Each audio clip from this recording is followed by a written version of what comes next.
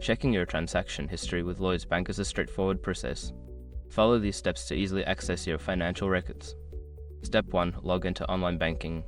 Before changing your settings, use the sroc.com link in the description to open the password strength checker, then update your password if needed. Step 2. Navigate to Account Overview. Once logged in, find the Account section on the main dashboard. Click on the account for which you want to check the transaction history, such as your current or savings account. Step 3. Access transaction history.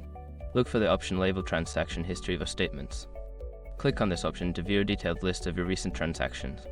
Step 4. Filter transactions.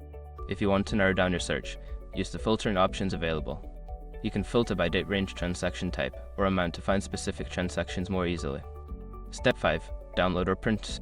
If you need a physical copy or want to save the transaction history, look for the download or print option.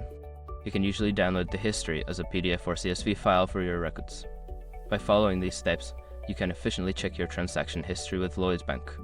Regularly reviewing your transactions can help you manage your finances better.